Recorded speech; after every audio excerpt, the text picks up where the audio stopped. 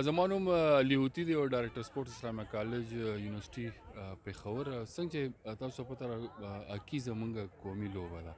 صوبایي حکومت چې دی په دې ټایم کې چې دی په خیبر پښتونخوا په مختلف سیمو کې چې دی نو 15 ټرپ جوړ کړو.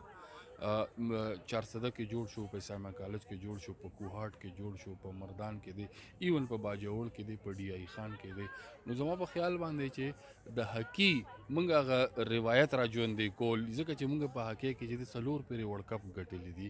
دې نه علاوه مونږ د خیبر پښتونخوا چې دی لکه د بنو د سیمې چې دی بریګیډیر حمید حمیدي، رشید جونیئر، قاسم محب، دا د اسلامیه کالج سټوډنټانو مو، اولمپین مو، د پاکستان کپتانان مو، دا درې واړه چې د پاکستان په ټیم کې کلونو پاکستان ورلډ کپ یې ګټلی دي. نو د خیبر پښتونخوا کې د ټیلنټ چې دی څنګه موږ کرکټ ته وګورو، نو په کرکټ کې موږ د پاکستان په ټیم کې په 14 کې 9 کسان چې دی هغه د خیبر پښتونخوا سره تعلق ساتي. داسې په هکی کې هایر ایجوکیشن کمیشن چې دی نو هغې دغه یو سوچ وکړو چې یاره موږ هکی واپس څنګه را ژوندی کړو. نو هغې داسې ټورنمنټ ارګنایز کولو دپاره چې دی بېنظیر ومن یونیورسټي ته دغه ټاسک ورکړو او بل یې په خیبر پښتونخوا کې پېښور یونیورسټي ته دغه ټاسک ورکړی دی چې تاسو ټیلنټ هانټ د سکولونو نه راوباسئ، د کالجونو نه راوباسئ، د یونیورسټیانو نه راوباسئ.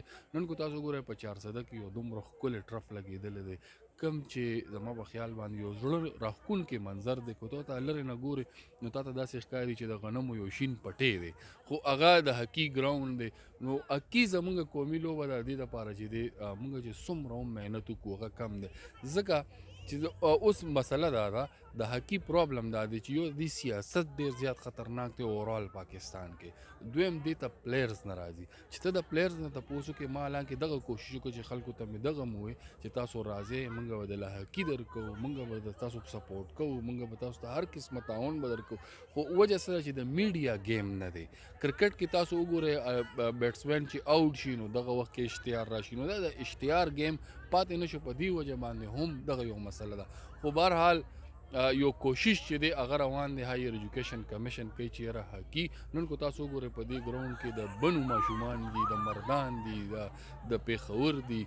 نو زما په خیال باندې چې د دې هغه ټیلنټ راښکاره کېدو دپاره موږ سره دا یو ډېره مهمه ذریعه ده چې هغه موږ د سکول او د کالج او د یونیورسټیانو نه ماشومان راوچت کړو او بیا یې نیشنل لیول باندې ولوبو.